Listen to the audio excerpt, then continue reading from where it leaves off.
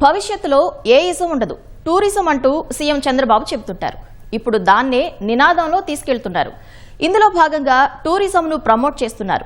నవ్య రాజధానికి గేట్వే అయిన విజయవాడను టూరిజం హబ్గా తీర్చిదిద్దేలా సరికొత్త ప్రణాళికలు చేపట్టారు.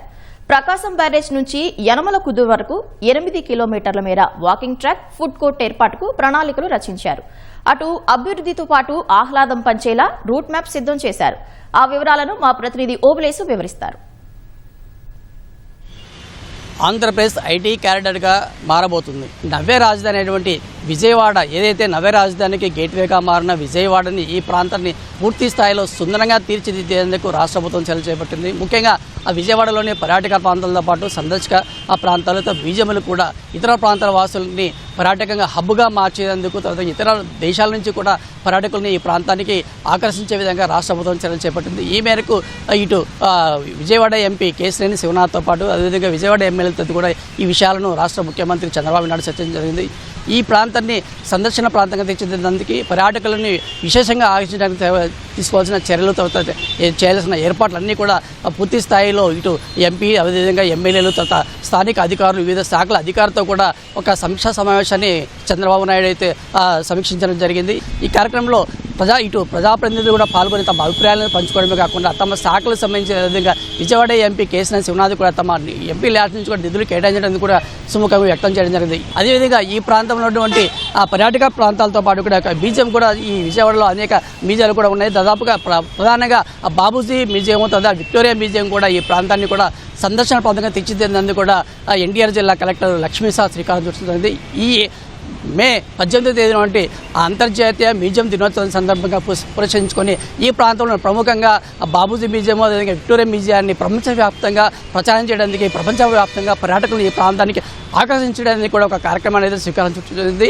ఆ స్థానికులతో పాటు యువతలను కూడా భాగస్వామ్యం చేసి ఈ ప్రాంతం యొక్క మ్యూజియాన్ని, తదా పర్యాటక ప్రాంతాలు ఇతర ప్రాంతాలకు తెలిసే విధంగా కూడా ఒక రిపోర్ట్ తయారు చేయడం కాకుండా ఒక లఘు చిత్రాన్ని కూడా ప్రదర్శించి, లఘు చిత్రాన్ని తయారు చేసి ఆ లఘు చిత్రాన్ని ఎవరైతే మెరుగ్గా తయారు చేస్తారో వారికి కూడా ప్రోత్సాహ బహుమతులు ఇచ్చేందుకు కూడా ఒక కార్యక్రమం చేపట్టడం జరిగింది. పర్యాటకులను ఆకర్షించేందుకు, తదుగా సందర్శకులకు మెరుగైన సౌకర్యాలు అందించడానికి, అదేవిధంగా స్థానిక యువతకు, స్థానిక యువకులు కూడా పెద్ద ఎత్తున ఉపాధి అవకాశాలు మెరుగుపరచడానికి కూడా ఎన్టీఆర్ జిల్లా కలెక్టర్ లక్ష్మీసా శ్రీకారం చుట్టింది.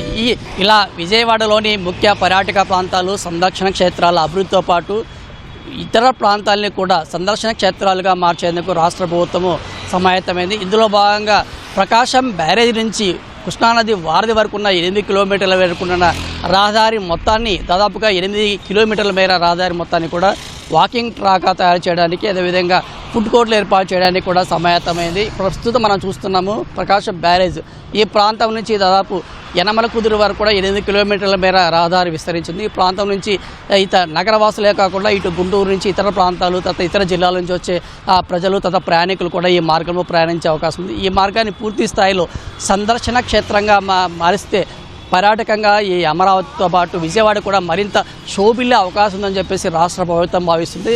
ఈ మేరకు ఈ ప్రాంతాన్ని అభివృద్ధి చేయడానికి దాదాపుగా ఇప్పటికే ఈ ప్రాంత నేతలు ఎవరైతే ఉన్నారో విజయవాడ ఎంపీ కేశినేని శివనాథ్, అదేవిధంగా విజయవాడ ఎమ్మెల్యేలు కూడా ఈ ప్రాంతాన్ని అభివృద్ధి చేయడానికి, వాకింగ్ ట్రాక్ ఏర్పాటు చేయడానికి కూడా ఇటు శివనాథ్తో పాటు అదేవిధంగా విజయవాడ ఎమ్మెల్యేలు కూడా తమ శాఖల నుంచి అదేవిధంగా నిధులు కేటాయించడానికి కూడా ముందుకు రావడం జరిగింది. ఎన్టీఆర్ జిల్లా కలెక్టర్ లక్ష్మీసా కూడా ఈ వివిధ శాఖల అధికారులతో ఒక సమీక్షా సమావేశం నిర్వహించి ఈ సాధ్యాసాధ్యాలు, తర్వాత నిధుల ఆవశ్యకత, తర్వాత ఇతర ఆ ప్రాంతాల్లో ఉన్నటువంటి ఇతర చిన్న చిన్న వ్యాపారులు కావచ్చు, లేదా స్థానికంగా ఉన్న వాళ్ళ యొక్క అభ్యంతరాలు వ్యక్తం కాకుండా తీసుకోవాల్సిన చర్యలు అన్ని విషయాలు కూడా సమాలోచన చేసి సమీక్షా సమావేశం నిర్వహించి తగిన నివేదికను సీఎం ముందు ఉంచడం జరిగింది. ఈ ప్రాంతం విధంగా ఏదైతే రాష్ట్ర ప్రభుత్వం భావిస్తుందో ఆ విధంగా ఆ పర్యాటక ప్రాంతంగా, అదేవిధంగా ఫుడ్ కోర్టు, వాకింగ్ ట్రాక్గా మారితే ఇతర ప్రాంతాలతో పాటు కాకుండా స్థానికులే కూడా పెద్ద ఎత్తున ఉపాధి అవకాశాలు మెరుగుపడే అవకాశం ఉందని చెప్పేసి కూడా రాష్ట్ర ప్రభుత్వం భావిస్తుంది. కృష్ణానది వారధి నుంచి కెమెరామన్ MS తో ఓబ్లేష్, ETV న్యూస్.